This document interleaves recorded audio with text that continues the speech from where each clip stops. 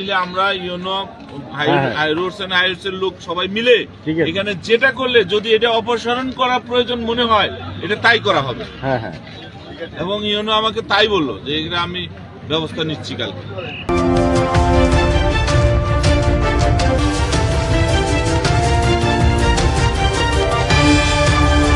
এই মুহূর্তে ছাতক গোবিন্দগঞ্জ পয়েন্টে আইল্যান্ডের উপরে উঠে ট্রাক উল্টে যায়। আমরা জানতে পারলাম হয়তো এখানে গাড়িগুড়া ছিল, সে গাড়িগুড়া থাকার সময়ও কিন্তু কোনো অন্য কারো ক্ষতি হয় নাই। তো বিস্তারিত দেখেন আপনারা, একটি আইল্যান্ডের কারণে বিভিন্ন সময় কিন্তু এখানে শত শত গাড়ি উল্টে যাচ্ছে। সেই আইল্যান্ডে কিন্তু একটি বাতি দেওয়া হলে কিন্তু সেখানে যেহেতু আইল্যান্ডের উপরে সমস্যা হতো না। আচ্ছা, আমরা এখানে দেখতে পাচ্ছি গোবিন্দগঞ্জ বাজারের ব্যবসায়ী। তো আমরা মুল্লাভাইকে জিজ্ঞাসা করবো, মুল্লাভাই এখানে এই দুর্ঘটনাটি হলো কিভাবে? রাত 12:30 সময় একটি ট্রাক আইল্যান্ডের উপর দিকে উঠে আসছিল, হঠাৎ করে ট্রাক হয়ে পড়ে গেছে। কোনো মানুষ ক্ষয়ক্ষতি হয়নি, আহত হয়নি। সেখানে কিন্তু অনেক মানুষ ছিল, গাড়িগুলো ছিল, সেখানে কোনো সমস্যা হয় নাই। সমস্যা হয় নাই। তো আপনারা শুনতে পেলেন এখানে কিন্তু অনেক গাড়িগুড়া ছিল, সেই গাড়িগুড়া থাকাকালীন সময়ে কিন্তু অন্য একটি গাড়িতে পড়লে কিন্তু সমস্যা হতো। তো আমরা এখানে দেখছি গোবিন্দগঞ্জ পয়েন্টের রহমতুন্নেসা কমপ্লেক্সের ব্যবসায়ী আমার শ্রদ্ধ বড় ভাই এখানে উপস্থিত আছেন। তো আমরা জিজ্ঞাসা করব সেখানে গাড়ি অ্যাক্সিডেন্টের সময় আপনি এখানে ছিলেন কিনা, বা কোনো পথচারীর কোনো সমস্যা হয়েছে কিনা? আমি দোকানে 10-11:15 মিনিট হবে আমি দোকানের ভিতরে ছিলাম। হঠাৎ করে একটা শব্দ লাগলো, শব্দটা যাওয়ার পরে এমন আমাদের মার্কেটের মধ্যে ভূমিকম্পের মধ্যে একটা কাঁপানি শুরু হলো। তখন আমি চিন্তা করলাম যে এখানে তো প্রতিদিন অথবা 5-15 দিন হয়তো 2-একটা গাড়ি এখানে অ্যাক্সিডেন্ট হয় অথবা উল্টে যায়। অনেক সময় রেল লাইনের ওপাশে একটা গাড়ি সিএনজির মধ্যে পড়েছে। আপনারা দেখেছেন যে একজন মানুষ পথযাত্রী সিএনজি ড্রাইভার নিহত হয়েছিল। আজকে কি হয়েছে, 11:15 মিনিটের সময় এই ট্রাকটা উঠে গেছে। আমরা সাংবাদিক বিরাম ভাইয়ের কাছে বলতে চাই, আপনি এই মিডিয়ার মাধ্যমে এই যে আইল্যান্ডটা, এই আইল্যান্ডটা আসলে এই জায়গাতে হয় নাই। মানে এই রাস্তাটা এমন অনেক ছোটো রাস্তা, এই রাস্তাটা অনেক বড় প্রয়োজন, কারণ এখানে প্রতিনিয়ত গাড়ি হয়, অ্যাক্সিডেন্ট হয়। আর আমরা আরও বলতে চাই, এখানে আজকে আল্লাহর মধ্যে সিএনজি ছিল না। যদি কয়েকটা সিএনজি থাকে এই পাশে, যদি সিএনজি থাকতো তাহলে বিরাট একটা অ্যাক্সিডেন্ট হতো, হয় মানুষ মারা যেত, 2-1 4-5 জন হতো, 4-5টা সিএনজি ছিল। প্রতিনিয়ত এই জায়গায় সিএনজি থাকে। আজকে রমজান মাস, এর জন্য এখানে সিএনজি থাকে নাই। আমরা বিরামভাবে মিডিয়ার মধ্যে বলতে চাই, এই সরকারকে অতি দ্রুত তাড়াতাড়ি এই আইল্যান্ডটা ভেঙে দেওয়ার জন্য, রাস্তা আরো প্রশস্ত করার জন্য। তাহলে আমরা অনেক বড় বড় অ্যাক্সিডেন্টে দেখতে পারবো। আল্লাহ আমাদেরকে সবাইকে হেফাজত করুন। আল্লাহ হাফিজ। তো ধন্যবাদ জানাই বড় ভাইকে। আমরা অতি শীঘ্রই অনুরোধ করব এসপি মহোদয়কে এবং ডিসি মহোদয়কে, আপনারা এখানে যাতায়াত করেন, আপনারা গোবিন্দগঞ্জের রাস্তায় যাতায়াত করেন সুনামগঞ্জে, আপনারা চোখে পড়ার কথা এই আইল্যান্ডটি।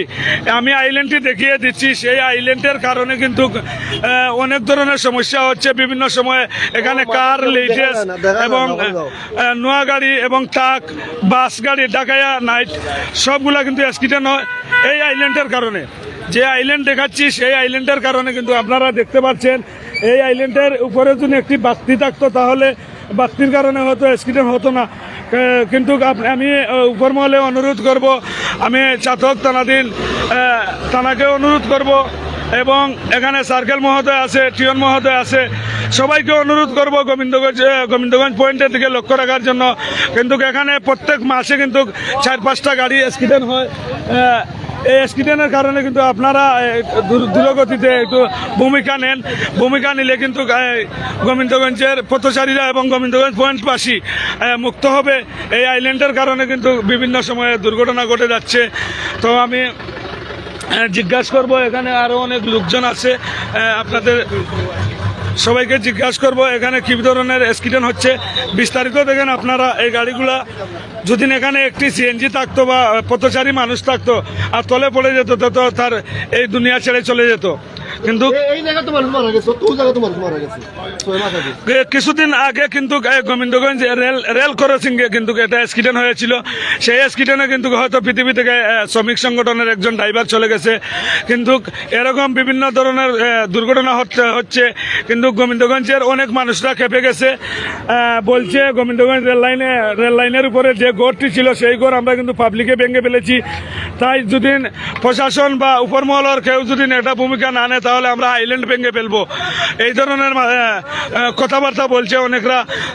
তো আমি জিজ্ঞাসা করবো, এখানে কিন্তু একজন শ্রমিক ভাই আছেন গোবিন্দগঞ্জ 1693 অন্তর্ভুক্ত শ্রমিক মাইনুদ্দিন। উনি কিন্তু এখানে বিভিন্ন ধরনের ঘটনা ঘটার পর কিন্তু উনি অনেক হেল্প করে থাকেন অনেককে। তো আমরা জিজ্ঞাসা করবো আজকের যে ঘটনাটি ঘটছে সেই ঘটনার বিষয়ে কি বলবেন। 12:40 দিকে 11:40 দিকে মানে আপনার গাড়িটা আসতে আমি দেখি গাড়িটা ফাইট হয়েছে। মানে এটা দেখছিলাম জিজ্ঞাসা করলাম যে কি হয়েছে, বার করার পরে গাড়িটা দেখছিলাম গত 7-8 মাস আগে আমার সিএনজি আপনার একটা পিক আপ ড্রাইভার জায়গা মারিয়া গেছে আপনার শুধু আইল্যান্ডের কারণে। ওখানে গত কদিন আগে আমার ছোট ভাই শিয়াব ও 3-4 মাস আগে ও এইরকম আইল্যান্ডে বাড়িটা মারা গেছে। এই যে আপনার রোড হওয়ার পরে এইটা আপনার ছিল না, ওই যে তৎকালীন একটা ছিল সার্জন ছিল নুর আলম, এটা হলো পাগল। এই নুর আলমে আপনার এসপির লোকে করিয়া ওইটা আইল্যান্ডটা দেওয়া হয়েছে। আর মূলত সপ্তাহে অ্যাক্সিডেন্টগুলো ঘটে আর প্রাণহানিগুলো ঘটে।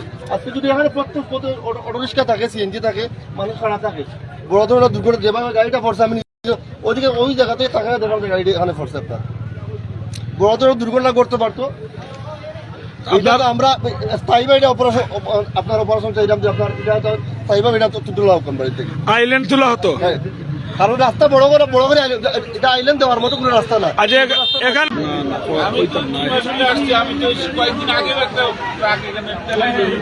এখানে তাৎক্ষণিক অবস্থা কিন্তু রমজান মাইয়া দিন, রমজান মাস থাকার সময়ে কিন্তু হয়তো থানা অনেক দূরে, আমাদের থেকে 14-15 কিলোমিটার দূরে থানা।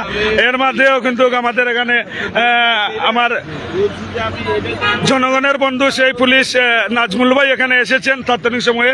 কিন্তু আমরা খুব খুশি হয়েছি এখানে উনি এসেছেন এবং ফুটেজ নিচ্ছেন। এটা মনে হয় উপরমহলে দেখানোর জন্যই নিচ্ছেন। তো আমরা ধন্যবাদ জানাই ওদেরকে আসার জন্য। কিন্তু আপনারা দেখেন রমজান মাস থাকায় কিন্তু ওরা আসতে দৃঢ় হয়েছে। তো আপনাদেরকে দেখিয়ে দিচ্ছি।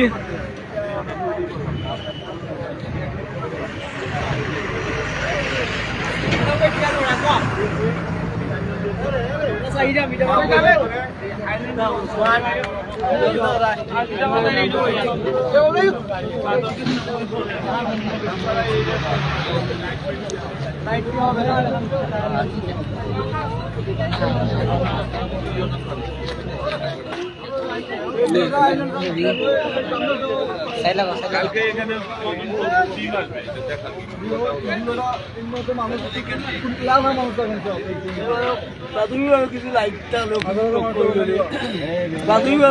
ভাই কিছু কথা বলতে পারি, কথা বলতে পারি। কথা তো সব বলে শেষই করলেন, আর কত বলবেন? আমি তো শুনলাম আপনার কথা তো আমি আইসা প্রথমেই সাক্ষাৎকার দিয়ে দিচ্ছি। ইউনো স্যারের সাথে কথা হলো, স্যার বললো যে আমি কালকে এখানে একটা টিম আসবে ইউনো আমাদের এলাকার পক্ষ থেকে লাগবে না, আলাপ হইলো এখন কালকে আসলে আপনারা শুনতে পাচ্ছেন এই মুহূর্তে কিন্তু আমরা শুনতে পারলাম ইয়ন স্যার বলছেন কিন্তু আগামীকালকে ওনার টিম নিয়ে এখানে আসবেন পরিদর্শন করার পর কিন্তু আইল্যান্ড পরিদর্শন করবেন এবং গোবিন্দগঞ্জের জনতা যারা আছে তাদেরকে জিজ্ঞাসা করার পর যদি আইল্যান্ড তুলাই লাগে একান্ত প্রয়োজন তাহলে তুলে দিবে বা অন্য কোনো ব্যবস্থা নেওয়া লাগলে ব্যবস্থা নিবে। ধন্যবাদ ভাইয়ের কথা শুনে। কিন্তু আমরা অনেক কথা শুনেছি, আমার খুব ভালো লাগলো সেই কথা শুনে। কিন্তু বিস্তারিত আপনারা দেখিয়ে দিচ্ছি, আপনারাই দেখেন পরিস্থিতিগুলা।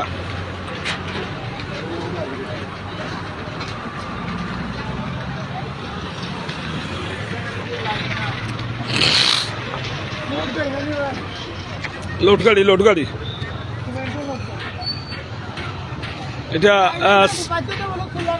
এটা সিমেন্টের। মামাই কিতা কইন? এই আইল্যান্ডটা জরুরি ভিত্তিতে তোলার দরকার। কারণ কয়েকদিন পরে পরে একটা দুর্ঘটনা ঘটে, এটা যত তাড়াতাড়ি পারো আইনের ব্যবস্থা নিয়ে এই আইল্যান্ডটা তোলার দরকার। আমরা এই মুহূর্তে হাইওয়ে পুলিশ এখানে আসছে, হাইওয়ে পুলিশ কিন্তু বলছে তৎকালীন সময়ে কিন্তু আগামীকালকে এসিল্যান্ড মহোদয় এখানে আসবে, আসার পরে কিন্তু তাদের টিম নিয়ে পরিদর্শন করার পর কিন্তু দেখা যাবে সেই আইল্যান্ড তুলবে কি না। যদি একান্ত প্রয়োজন লাগে সেই আইল্যান্ড তুলে দিবে, আর নাইলে হয়তো এখানে অন্য একটি বাল্বের সিস্টেম করে দিবে। সে লোককে কিন্তু আপনারা হয়তো জানেন নাই, কিন্তু এই মুহূর্তে এটা বলেছে উনি, তো ওনাকে ধন্যবাদ জানাই।